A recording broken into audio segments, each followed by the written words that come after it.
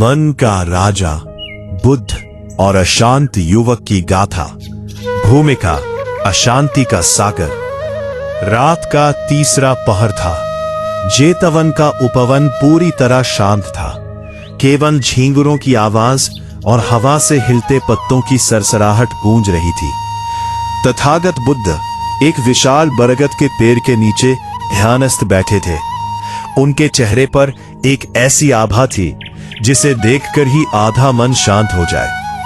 तभी सन्नाटे को चीरती हुई किसी के कदमों की आहट सुनाई दी। एक युवक हाफता हुआ, बिखरे बालों और सूजी हुई आंखों के साथ वहां पहुंचा। उसके चेहरे पर भयानक मानसिक पीड़ा साफ दिख रही थी।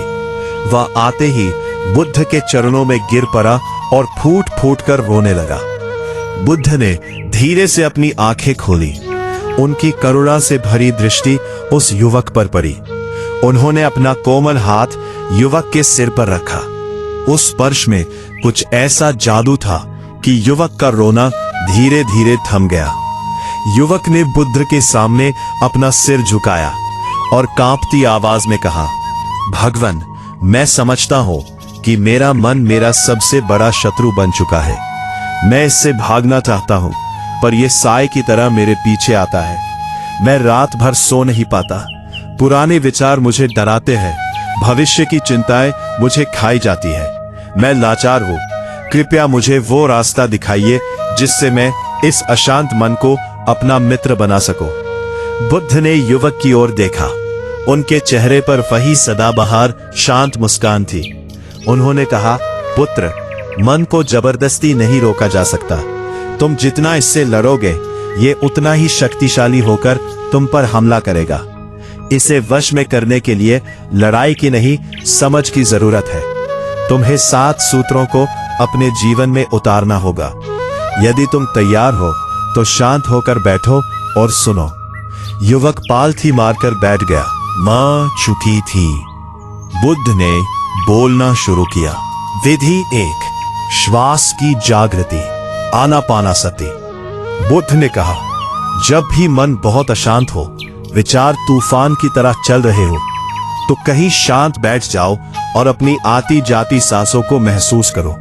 सांस आ रही है, सांस जा रही है, बस इसके प्रति सजग हो जाओ। बुद्ध ने रुककर एक पेड़ की ओर इशारा किया। जैसे हवा से हिलते पत्ते को तुम हाथ से पकड़कर शांत नहीं कर सकते, हवा रुकने पर वो खुद शांत हो जाता है। वैसे ही सांस और मन का गहरा संबंध है। जब तुम क्रोध में होते हो, तुम्हारी सांसें तेज और उथली हो जाती है। जब तुम शांत होते हो, सांसें लंबी और गहरी हो जाती है। इसलिए मन को बदलने की कोशिश मत करो, केवल सांस की गति को बदलो। जब सांसें गहरी और शांत होती हैं, तो मन अपने आप स्थिर होने लगता है। व्यावहारिक अभ्यास 5 मिनट का मौन मनन। अपनी आंखें बंद करें। नाक के अग्रभाग पर ध्यान केंद्रित करें। सांस के भीतर जाने और बाहर आने के स्पर्श को महसूस करें। कोई विचार आए तो उसे आने दे, पर अपना ध्यान फिर से सांस पर ले आए। हे बुद्ध ने आगे कहा, विचारों के प्रति दृष्टा बनना। बुद्ध ने आगे कहा, अधिकतर लोग अपने विचारों से लड़ते हैं। वे बुरे विचारों को रोकना चाहते हैं और अच्छे विचारों को पकड़ना चाहते हैं। तुम्हें लड़ना नहीं है, सिर्फ देखना है। स्ट्रॉन्ग कल्पना करो कि तुम एक व्यस्त सड़क के किनारे खड़े हो। गाड़ियां आ रही है और जा रही है। तुम बस उन्हें देख रहे हो। तुम किसी गाड़ी के सामने नहीं कूदते, न ही किसी गाड़ी को रोकने की कोशिश करते हो। विचार भी वैसी ही गाड़ियां हैं। वे मस्तिष्क की सड़क पर चल रहे हैं। जब तुम विचारों के साथ बहना बंद कर देते हो, उनमें उलझना बंद कर देते हो और सिर्फ एक देखने वाले दृष्टा बन जाते हो, तो विचारों की ऊर्जा खत्म होने लगती है और वे अपने आप कम होने लगते हैं। दृष्टा व्यावहारिक अभ्यास 5 मिनट का मौन मनन। अपने दिमाग को एक खाली आकाश की तरह देखें। विचारों को बादलों की तरह आते जाते देखें। न उनसे जुड़े, न उन्हें रोके। बस कहे, मैं केवल एक साक्षी हूं। दृष्टा। विधि 3, वर्तमान का लंगर, the anchor of now. Buddha ने जमीन से एक कंकर उठाया और उसे अपनी हथेली पर रखते हुए कहा, स्ट्रॉन्ग।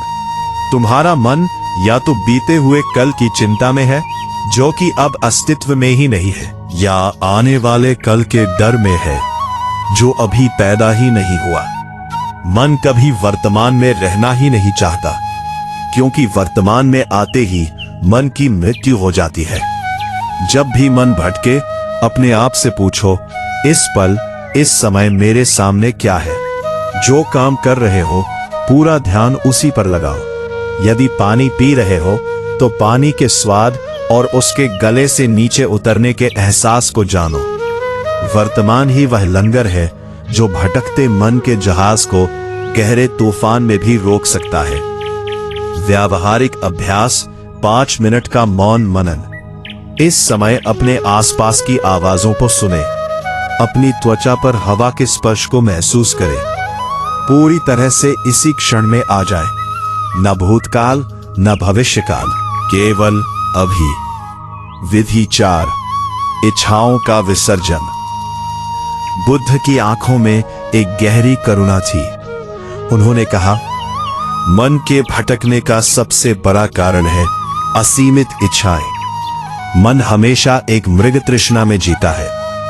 वह कहता है, थोड़ा और मिल जाए, ये पद मिल जाए, इतना धन मिल जाए तो मैं शांत हो जाऊंगा। लेकिन सच ये है कि वो थोड़ा और का कुआं कभी नहीं भरता। के साथ अपनी इच्छाओं की दौड़ को पहचानो। जो पास है उसके लिए ब्रह्मांड को धन्यवाद, ग्रैटिट्यूड करो। जब तुम शिकायत करना छोड़ देते हो और जो है उसकी सराहना करने लगते हो, तो मन की भागदौड़ थम जाती है। संतुष्टि ही मन की शांति की पहली और आखिरी सीढ़ी है। व्यावहारिक अभ्यास, 5 मिनट का मौन मनन।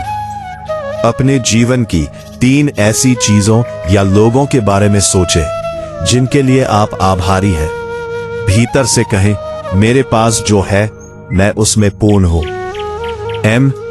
विधि 5, एकांत का अभ्यास, the power of solitude. Buddha ने युवक के कंधे पर हाथ रखा और कहा, संसार में हर व्यक्ति बाहर के शोर से परेशान है, लेकिन असली शोर उसके भीतर है। इससे बचने के लिए दिन भर में कम से कम 15 से 30 मिनट पूरी तरह एकांत में बिताओ। न कोई स्क्रीन, तकनीक, न कोई किताब, न किसी से बात, सिर्फ तुम और तुम्हारा मौन। शुरुआत में ये एकांत पहती तुम्हें डराएगा।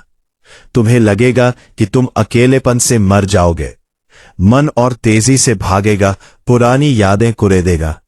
लेकिन यदि तुम डटे रहे, तो धीरे धीरे इसी मौन की कोख से तुम्हें वह अनमोल शांति मिलेगी जो तुम्हें बाहर की पूरी दुनिया की दौलत से भी नहीं मिल सकती। व्यावहारिक अभ्यास, 5 मिनट का मौन मनन। पूरी तरह स्थिर बैठ जाए, शरीर को हिलाए डुलाए नहीं, बाहरी दुनिया को भूल जाए, भीतर के सन्नाटे को सुनने का प्रयास करें। विधि 6, सही आहार और सही दिनचर्या, राइट लिविंग। बुद्ध ने मुस्कुराते हुए कहा, पुत्र, मन कोई अलग चीज नहीं है, यह शरीर का ही सूक्ष्म रूप है। जैसा अन्न वैसा मन। जैसा तुम शरीर को ईंधन दोगे, वैसा ही तुम्हारा मस्तिष्क सोचेगा और विचार पैदा करेगा। तामसिक, बासी, अत्यधिक मिर्च मसालेदार और भारी भोजन मन में आलस्य, वासना और अशांति पैदा करता है। अपने शरीर को शुद्ध और हल्का रखो। सही समय पर सो और सही समय पर जागो। प्रकृति के चक्र के साथ चलो। एक स्वस्थ, पवित्र और अनुशासित शरीर में ही एक दिव्य और शांत मन निवास कर सकता है। व्यावहारिक अभ्यास, 5 मिनट का मौन मनन। अपने भीतर के अंगों के प्रति सजग हो। महसूस करें कि आपका शरीर ऊर्जा से भर रहा है। मन को शांत करने के लिए शरीर को शिथिल, रिलैक्स छोड़ दे। विधि 7, करुणा और क्षमा, कंपैशन एंड फॉरगिवनेस। बुद्ध की आवाज अब और गहरी हो गई, मानो कोई गंभीर वाद्य यंत्र बज रहा हो। अंतिम और सबसे गहरी विधि है करुणा और क्षमा।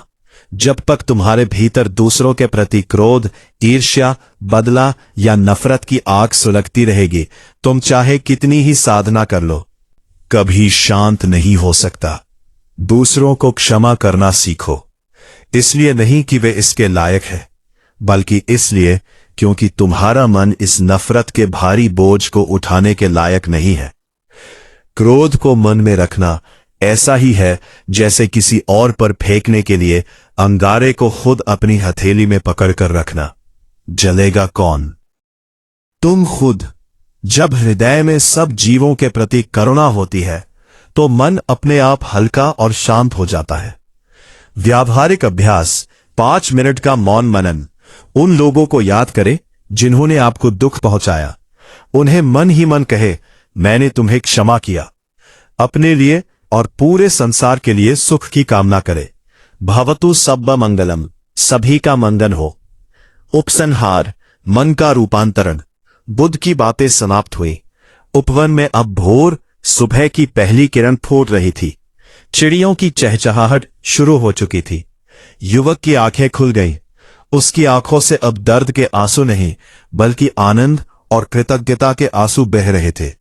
उसे समझ आ गया था कि मन से लड़ना नहीं है, बल्कि इन 7 विधियों से उसे सही राह दिखानी है। उसने बुद्ध के चरणों में अपना शीश नवाया और हमेशा के लिए शांत हो गया। तो दोस्तों, बुद्ध की ये 7 विधियां केवल एक कहानी नहीं है, बल्कि आपके अशांत मन को वश में करने का एक अचूक नक्शा है। अब फैसला आपका है। क्या आप आज भी अपने विचारों के गुलाम बने रहना चाहते हैं, या इन 7 विधियों को अपने दैनिक जीवन में अपनाकर अपने मन के सच्चे राजा बनना चाहते हैं? नीचे कमेंट में जरूर बताइए कि आप आज से कौन सी विधि सबसे पहले अपनाने वाले हैं। अगर इस वीडियो ने आपके भीतर थोड़ी सी भी शांति पैदा की हो तो इसे लाइक करें, अपने प्रियजनों के साथ शेयर करें और ऐसी ही आत्मिक यात्राओं के लिए चैनल को सब्सक्राइब करें।